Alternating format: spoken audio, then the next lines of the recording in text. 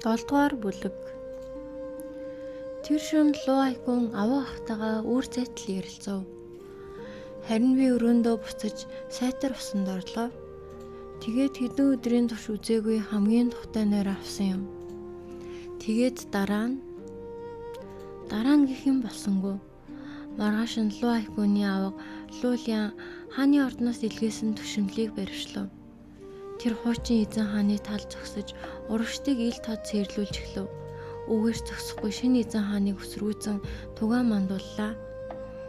Удалгүй өмнөд нутгийн олон хүн түүнийг дагжээ. Тэр өдрөөс хойш Луайкун бүх амьдралаа өшөө авах өдөрт зориулсан мэт болов. Нас багатлаа нэмсгэлэн үгүй болжээ. Өдөржин тулааны урлагт тавтаж эрдэм ном үзнэ. Үлдсэн бүх цагаа аваа ахыхаан дэргэд өнгөрүүлдэг болов. Харин би Лулиан хотын алдартай нэгэн дарсны газарт бүр дурлцав. Дарас сардаг ланшаан үзэсгэлэнтэй бэлэвсэн бүсгүй байлаа. Түүний гар үнэхээр ижтэй мэт. Эсгсэн дарсан тэнгэрийн ертөнцид миний ууж байсан дарснаас ч илүү амттай. Мэдээж тэр үед би ядуу байсан болохоор тэнгэрийн ертөнцийн сайн дарсыг авчиж чаддгүй байсантай ч холбоотой байж мэднэ. Өргөөн дэх амьдрал надад таалагддаггүй байлаа. Хаа сайгүй төгшөртэй, хүн бүр нь хит боломжтой. Тиймээс сэрсэн даруйдаа дарсны газар руу явна. Тэнд сууж дарсан унгаа бусдын яриаг чигнэн. Хаяа нилээд халчвал эзэн Лулиан шаантай сэтгэнэж наалдан эрхлэхийг ч орхихгүй. Ланшаан тийх бүрт инээгээд чи эрэгтэй хүн байсан бол ийм садар зан гаргасны чинь төлөө аль хэдийн нэг сайн нүдчгсэн байх байлаа. Тэгтэн би үргэлж санаа алддаг байв. Ланшаан шиг ийм дүлгөөн бүсгүйтэй уучрахаа мэдсэн бол эрэгтэй хүн болж дахин төрхийн тулд бүх хүчээ зориулдаг байж тээ. Хэрэг би эрэгтэй хүн болж төрсөн бол Ли Тэнгэрийн хаан намайг энэ навшийн чүггүнтэй хүчээр холбож чадахгүй байх байсан. Би энэ аргыг сэтгэлдээ чимээхэн тэмдэглэж авлаа. Намайг 20 настай болоход Луайкуны өшөө авах хүсэл өчүүхэн ч буураагүй байв. Харин умардын цэргийн хүч өдрөөс өдөрт зузаарсаар л өргөөнд байх надад улмал хэцүү болж өдөр бүр гадуур хэсээр нар жаргасны дараа л буцдаг болов. Тэр өдөрч муу адил нар шингэх үед өргөөндөө буцлаа. Гэвч хаалганы өмнө ирээд би гайхав. Хаалга өөрөө онцгой зүйлгүй. Харин олон жичин алсаас зорин ирж бэлэг сэлт барин дутагш орж байлаа. Тэр зургийг хараад л өнөөдөр жирийн өдөр биш гэдгийг санав. Луайкуны 15 насны төрсөн өдөр. Би хоосон гараа харлаа. Толгоогоо майжаад хэсэг зогссноо эргэж ланшааны дарсны газар руу алхав. Намайг очиход ланшаан хаалгаа хаах гэж байлаа. Тэр намайг хараад гайхан яагаад буцаад хүрээд ирв? Уг нь би нэг шил дарс дүүрүүлээд авч явах гэсэн юм. Гэвч өнөөдөр Луайкун надтай сууж хууч хөрөх завгүй гэдгийг саналаа. Би олон янзын бодолд аргадан санаа алдав. Миний өөрийн гараар өсгсөн жаал бусастайгаа явчихлаа. Хувь тавилан дандаа л надаар тавлах юм да. Ланшаан юу ч асуусангүй. Зүгээр л инээмсэглээд амьдралын 10 зүйлийн 8 нь санснаар болдгүй юм шүү дээ. Дотогш орох уу? Би тэр дороо ланшаан руу хөсгийн очиж тэвэрлээ. Миний бяцхан ланшаан л намайг хамгийн сайн ойлгох юм. Нэг үнсээ. Ичүүргүй амтан. Орой болчихлоо. Би чамд цай чанж өгнө. Дахиж дарс уухгүй шүү. Ланшааныг ус буслахаар явсан хойгоор би сэмхэн нэг шил дарс судалгайлж авав. Тэгээд томоор балгалаа. Тэр балгал хамаг ухаан санааг минь манардуулчихв. Ланшаан цайгаа бариад эргэж ирэхэд би аль хэдийн ширээн дээр унчихсан байлаа. Ухаан бүрэн тасраагүй. Ланшаан намайг загнаж байгааг сонсож байсан ч би минь аль хэдийн миний үгэнд орхоо болжээ. Тэр мөчөд ердөөл хэдэн зуун жилийн бясалтай байсан ч хүшгүй бие үнэхээр саналаа. Хизээс цогцдгүй би яг одоо ямар хэрэгтэй байх байсан бол ширээн дээр хэр удаан хөвцнээ мэдсэнгүй. Гэтэл гинэт санд руу хоолой сонсогдов. Яшаа! Би хамаг хүчээ шавхаад нэг нүдээ нийлээ. Луайкун дарсны газрын хаалгыг түлхэн орж ирээд над руу яаран алхаж байв. Ухаан минь манарсан хിവэрэж би хүчээр үндийн суулаа. Жаала намайг хайж хүрээд ирвүү. Одоо Луайкун надаас бараг хагас толгой өндөр болжээ. Тэр над дээр ирэн доош сууснаа асуултыг минь үлтав. Харин гарыг минь хатхан эсэх чимээгүй байлаа. Сэтгэл нь арай тайвширсны дараа намуухан хэлв. Өнөөдрийн тухай би зөвхөн авгадаал хэлсэн юм. Тэр олон хүн хүрээд ирнэ гэж бодоогүй. Яншаа олон хүнтэй газар дургуг би мэднэ. Өргөөний харуулууд таныг эргэж ирээгүй гэж хэлсэн. Харин хаалганы харуул таныг нэг ирээд дахиад явчихсан гэж хэлсэн. Би таныг ууралчихсан юм болов гэж. Нас залууч Луайкун аливаа хэргийг зохицуулахдаа авгаасаа тутахааргүй басан байлаа. Гэтэл өнөөдөр хэдэн үг тайлбарлах гэж хичээхдээ хүртэл өгүүлбэрээ ойлгохтой холбож чадахгүй сандарчээ. Би инээд алдаад гараас авчив. Юундаа ингэж сандарсан юм. Би одоо чамайг зодож дийлэхгүй босон шүү дээ. Луайкун хэсэг над руу ширтснээ үл ялэг инэв. Ланшаа надад хизээч хатуу ширүүн хандаж байгаагүй.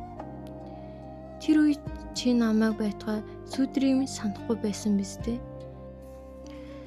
Ланшаа энэ сэдвийг цааш үргэлжлүүлсэнгүй. Халааснасаа ухаж үдсэн ч бэлэг болгоод өчгөр олигтой юм олцсонгүй. Мэ тэрсэн өдрийн минь өөр юу өхөө үнэхээр мэдэхгүй байна.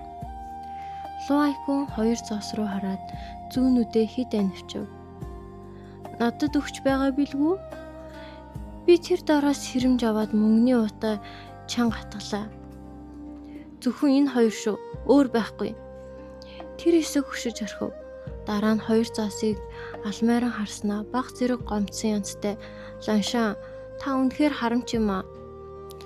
Гэсэн ч хэлсэн үгнээсээ зүрлгүй өнөөх хоёр заасыг дуулууртайгаар ингэртэй хэлээ. Шанзы мөр рүү нэг хараад энэ хорвоод үнгүй юм байдгүй юм шүү. Намайг үрээ тарь, алхмааргүй байна. Үнэхээр их ядарчээ. Луайкун мэдээж татгалцсангүй. Дуулууртайгаар Шанзыг нурандаа үрээд гадаг шалхав. Гэтэл Шанзыг инэт нэг юм саналаа. Ланшана мөнгө хэрэгтэй бол умартын хамгаалагч Жанжны өргөнд ирээрээ. Тэнд мөнгө маш их бий шүү. Дарсны газраас гараад Луайкун ганцаараа ирснийг анзаарлаа. Одоох нь байр суурийг бодвол шүн ганцаараа гадагш гарах үнэхээр аюултай.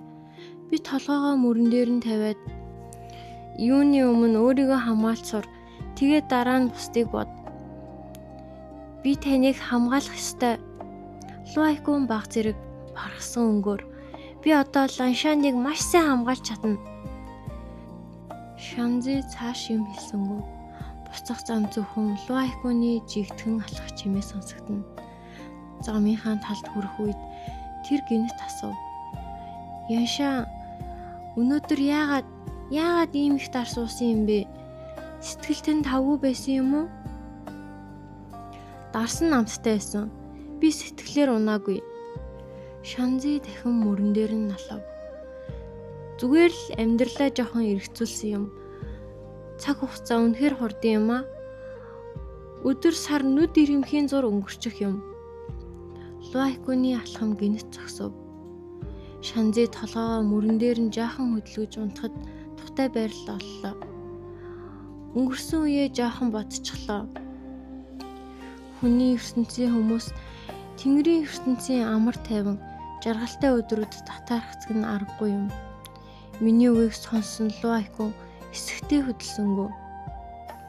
Намайг зүүд нойрны загт орох үед түүний бүдгхэн дуу сонсогдох шиг болов. Уушлаарай Ланшана. Би зүудэлсэн үү? Эсвэл үнэхээр хэн нэгэн сэтгэлдээ гэмшиж байсан уу? Үүнийг мэдсэнгөө. Луайкуны төрсөн өдрөөс хойш нөхцөл байдал улам төвшөртэй болов. Хааны ордон умартын цэргийн хүч нэмэгдэж байгааг цаашид үл тоож чадхаа байжээ. Эзэн хаан бүх цэргээ хөдөлгөн умартыг товтлохоор бэлтгэж байгаа гэсэн цуу тархав. Сүү эцэг нийслэлд хяналт тавьж байсан тул хотоос гарах боломжгүй байлаа. Луайкун ч завгүй болсноор Шанзи барааг нь харахаа болжээ. Луайкун намайг юу гэж боддгийг би мэдэхгүй. Бас би өөрөө түүнийг юу гэж боддгоо ч мэдэхгүй байв. Миний хувьд Луайкун үргэлж бодит бус нэгэн мэт санагддаг байлаа. Тэр бол ердөөл Чукуны хүний ертөнцид түр саацсан нэгэн амьдрал. Дараагийн удаа мартахуун шүлийг ууссны дараа Луайкун гэх хүн энэ хорвоод дахин хизээч оршихгүй. Шанзи өдөр бүр Ланшаныхт улам удаан суудаг болов. Үргэлж хагас савтуу боллоо дар сууж байгаад л өргөөндөө харж унтна. Анхны цас орсон өдөрч Шанзи урдын адил дарсны газар очив. Гэхдээ тэр өдөр нэг л зүйл өөр байлаа. Би юу гэж гуйсан Ланшаа надад дарс өгөхгүй гүрэв. Үнэхээр дургүй өрсөн тул халаас нь байсан бүх мөнгөө ширээн дээр асгаад ашиглаа. Надад мөнгө байна. Хардаа мөнгөтэй байгаа үсттэй. Дарс өг. Ланшаан тайвнаар дарс уух гэж байгаа юм уу? Тэгвэл зойронд ороод өөрөө аваад ир. Шанзи ганц ч хором эргэлцсэнгүй. Тэр доороо босож мөнгөө халаасандаа буцаан хийгээд арын хашаагаар дамжиж газар доох зойр руу шууд явлаа.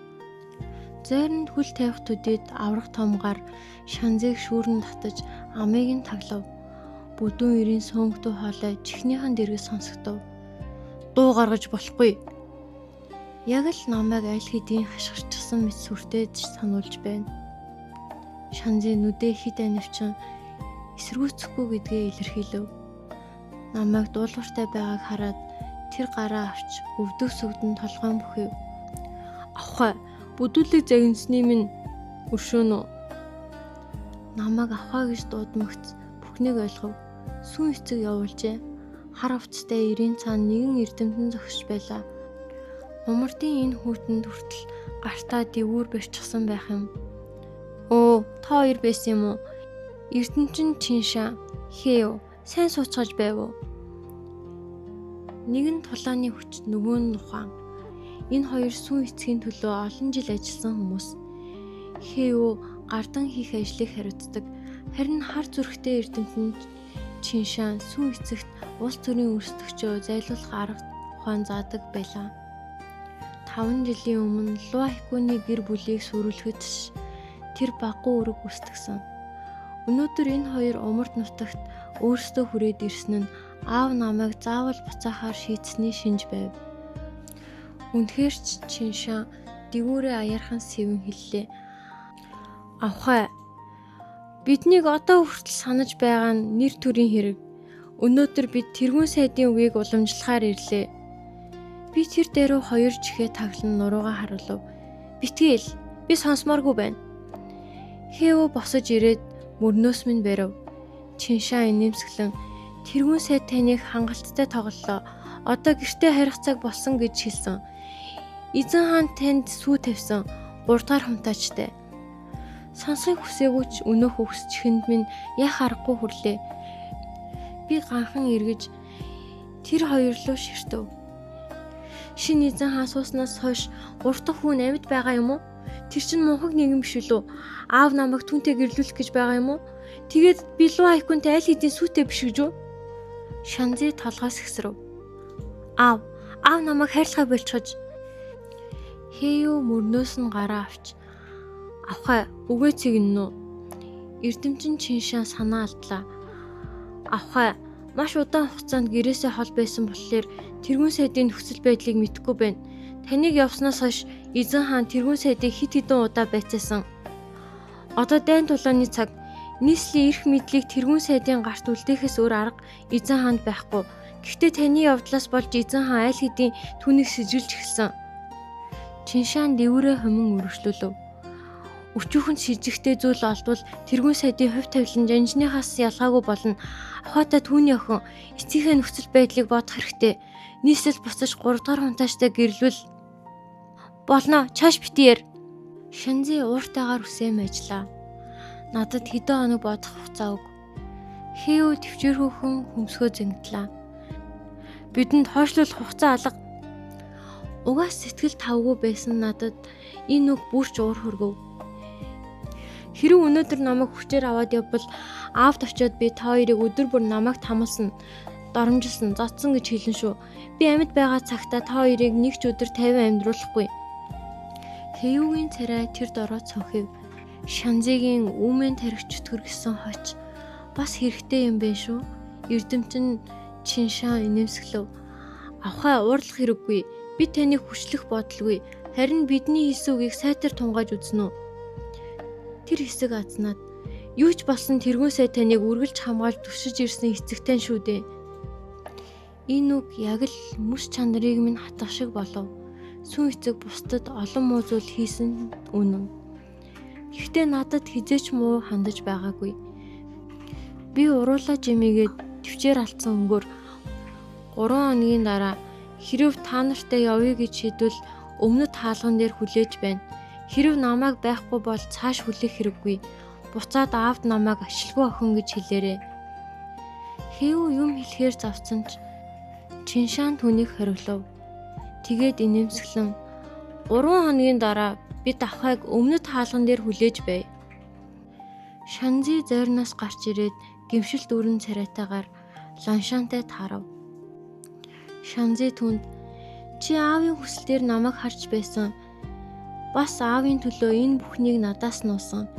Гэхдээ энэ олон жилийн турш намайг үнэхээр халамжилсан шүү дээ. Өөрийгөө буруутгах хэрэггүй. Тэр өдөр би өргөндөө урдынхаасаа эрт буцав. Харуулууд намайг хараад жаахан гайхлаа. Харин луу айкунтай уулзъя гэж хэлэхэд бүрч их гайхав. Аргагүй дээ.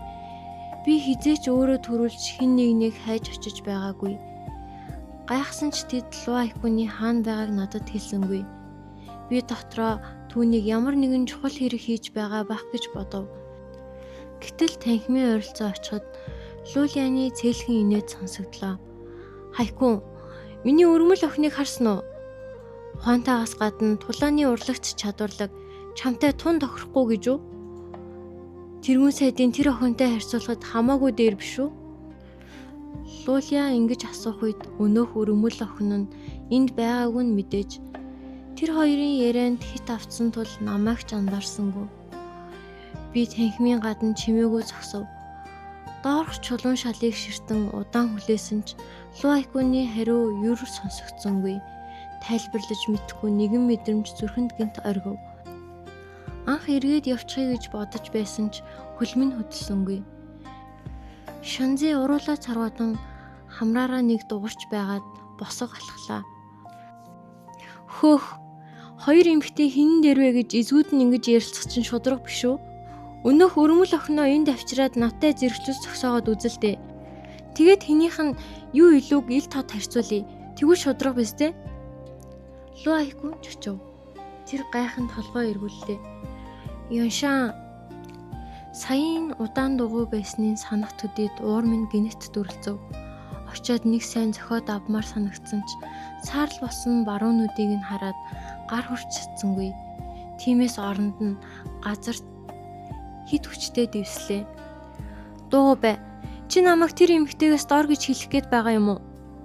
Уур минь улмал оргилж би чангаар хашгирлаа. Ач санахаа мэддгүй амтан надаас хол бай. Тэгж нүдэнд минь бүү үзэгд. Луайкуны нүрнээс бүх өнгө нь тэр дороо ариллаа. Тэр мөчөд л Шанзи юу хийснээ ойлгов.